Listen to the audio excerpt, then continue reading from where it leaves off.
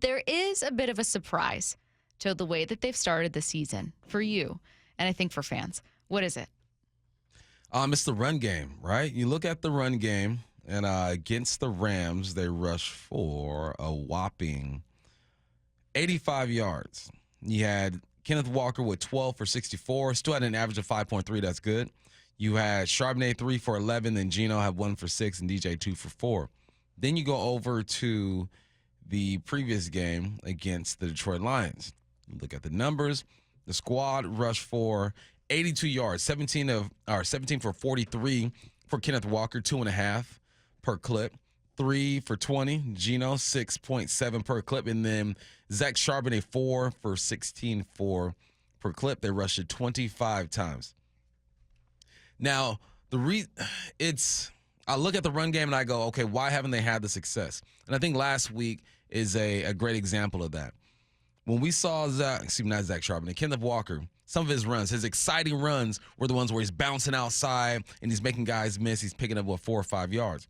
I'm looking at the guard play because most of those runs are zone. So all a zone is, look at that offensive line. You say zone right. Everyone is stepping right, okay? Say the one tech, the guy that's in between the center and the right guard is there. The center, boom, down blocks on the one tech. The right guard puts his hand on the shoulder. He climbs up to the next level. So we go to the other side. That's where the 3 tech is. Say the 3 tech is between the tackle and the left guard. Boom. Left tackle down blocks. Left guard, put his hand on the shoulder. Make sure the tackle has a guy all hemmed up. And then you attack the second level. The Hawks aren't doing a good enough job getting to that second level. Those are the linebackers. Those are guys who are paid to make these tackles. So that's why when you're running that zone, you're seeing Kenneth Walker get into the B gap where he's supposed to be pressing, gets into the B gap. There's nothing there now. He has to bounce it. So that means one of two things, that teams are calling the slant by the defensive line. So the slant, if I'm on the defensive side and the Hawks are running zone right, that's to the defense's left, the D coordinator is figuring something out, and he's calling a slant right into the run, which makes it hard for those guys to down block combo and get to the second level. Or the guards just aren't doing a good enough job getting to the linebackers and slowing these guys down, and they're diagnosing the play, and they're getting to the backfield, or they're getting to the line of scrimmage. I look at that and I go, all right, well, there's some communication that needs to happen. Last game, you had new tackles. You got Stone Forsythe, and you have Jake Curhan. But it's really on the guards to create those lanes.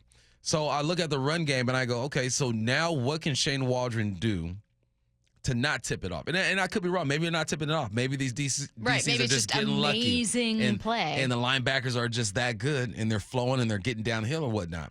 But if that's an issue, if I'm Shane Waldron, how am I going to get this run game going? Because we know that once the run game is going, this offense opens up even more. And it's not even like the run game is bad, though. You still got 2 touchdowns. You get into the red zone. You know you can hand it off to Ken Walker. One game, you got Ken Walker averaging 5.3 per carry. We haven't seen a lot of Zach Charbonnet so far. So I look at the run game, and I go, that's what's missing. You get the tight ends involved last week, boom, good to go. Pass game gets going last week. DK has 6. Lockett has 8, 2 touchdowns. The tight ends are involved in the game. Everywhere else is looking good. So now I'm just wondering, all right, how's he going to do this? So if I'm Shane Waldron, this is what I'm doing. I'm doing a lot of the stuff that he's already doing, but a bit more. I'm doing shifting. I'm doing motioning. I'm making that second level, which are the linebackers, have to shift, move back, communicate. I mess with the defensive linemen. When you shift and you change the strength of your formation, that allows or forces everybody to communicate. So that's what I'm looking at. Because the run game has to get going. We need a big game. We need 110, 115 from Ken Walker in a touchdown. I need to see Zach Charbonnet break one for 20, 25 yards and have 5 for 40 or something like that. So that's what I'm looking at. Can the guards do a better job getting to that second level? And can Shane Waldron dress up the play pre-snap in a way that doesn't tip off what's going to happen?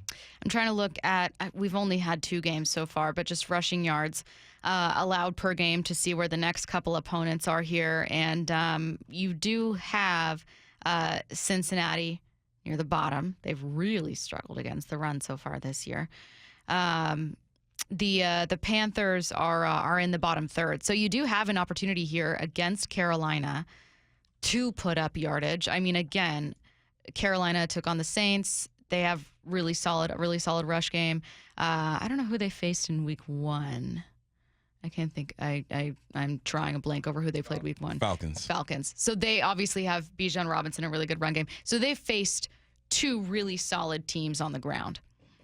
So that could also factor into that. There's context there. But on paper, you have an opportunity against Carolina to get that going. Yeah, and I talk about the linebackers that we played against in their flow or whatnot. Just an hour ago, linebacker Thompson is out for the season for the Panthers. So that's going to help as well. Never want to see anybody get hurt, but that's going to help. But yeah, you got to establish the run game. So now once you establish a run game, what does that do? It opens up everything on the back end. We haven't seen that bomb down the field to DK yet. We've seen some intermediate passes. He had like a 16-yard gain, a 15-yard gain. We've seen Tyler Lockett in the red zone. But we haven't seen that Geno get back there, load up, you know what's coming, and toss a rainbow over the top. So that's what the run game can do. And that's what the season's all about, though. Every week, how do you get better and add things to your game? That I guarantee that's going to be a point of emphasis this week. Well, you're right. You really need to get it going because when I think of the worst iteration of the offense last year, it was when the run game couldn't do much of anything. Ken Walker was out at the time. Again, he had a late start to the season from injury, and then he obviously was playing well, and then he left because he had I think an ankle or a knee injury.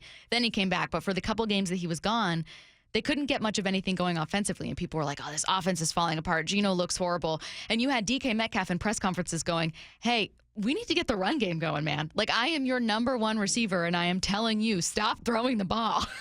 He knows. Get this run game going. You don't want to get into that area again. It's all connected. We've seen DK work out of the slot a couple times, too.